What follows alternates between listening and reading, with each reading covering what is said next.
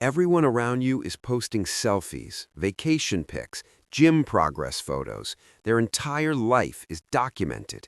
And then there's you. Your camera roll is full, but your profile? Empty. Maybe a landscape, maybe a meme, maybe nothing at all.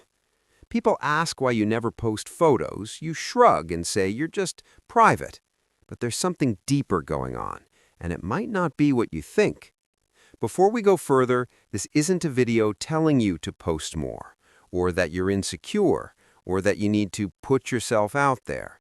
This is about understanding why your brain made this choice when almost everyone else made the opposite one, and what that reveals about how you see yourself. Let's start with what you probably tell yourself. I value privacy. True. I don't need validation. Maybe. I just don't think about it. Doubt it. Here's the thing. Not posting requires more thought than posting. In a world where sharing is the default, abstaining is a decision. Every time you take a photo and don't post it, something in your brain made that call. So what's actually happening?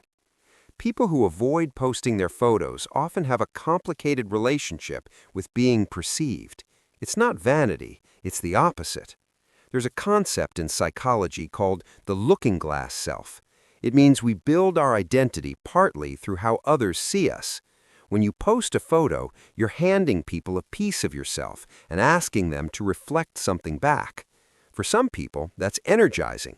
For you, it feels like exposure, like standing on a stage you never asked to be on.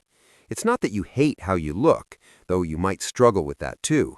It's that you hate the transaction. Post photo, wait for response, measure your worth by hearts and comments. Some part of you decided that game isn't worth playing. And honestly, that's not insecurity. That might be clarity. But let's go deeper, because there's often something else hiding underneath. Many people who don't post photos are perfectionists. Not the productive kind, the paralyzed kind.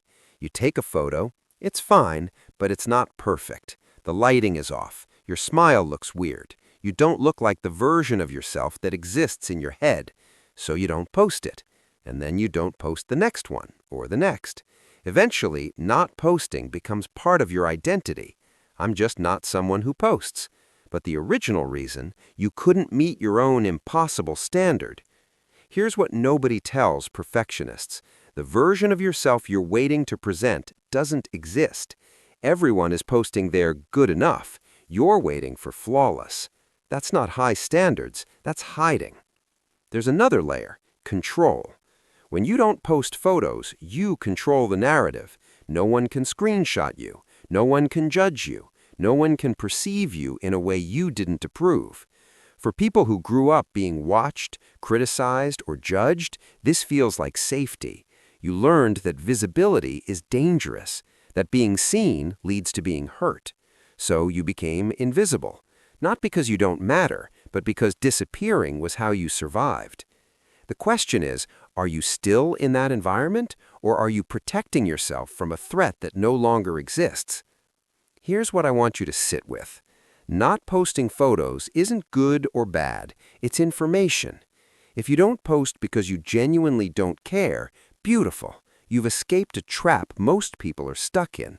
But if you don't post because you're afraid of being perceived, because you're waiting to be perfect, because visibility still feels like danger, that's worth examining.